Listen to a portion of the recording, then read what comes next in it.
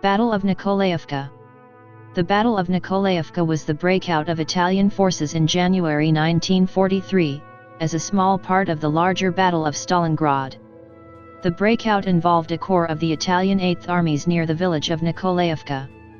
The Italian 8th Army's Albany Corps, consisting of the 3rd Julia, 2nd Tridentina and 4th Cunines divisions and the 156th Vicenza Infantry Division to their rear, were at this point largely unaffected by the Soviet offensive on their right flank. On January 13, 1943, the Red Army launched the second stage of Operation Saturn. 4 armies of General Philip Golikov's Voronezh front attacked, encircled, and destroyed the Hungarian Second Army near Svoboda on the Don to the northwest of the Italians and pushed back the remaining units of the German 24th Army Corps on the Albany left flank, thus encircling the Italian corps.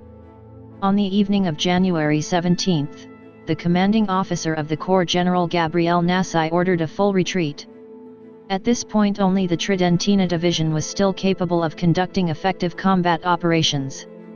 The 40,000 strong mass of stragglers, Albany and Italians from other commands, plus German and Hungarian hussars, formed 2 columns that followed the Tridentina division, which, supported by a handful of German armored vehicles, led the way westwards to the Axis lines.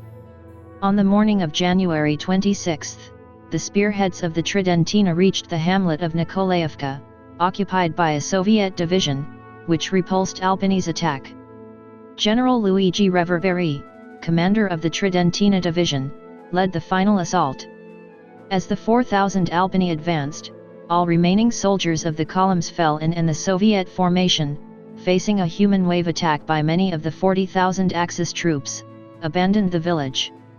The Corps' Chief of Staff, General Giulio Martinat, was killed at the head of his troops on January 26.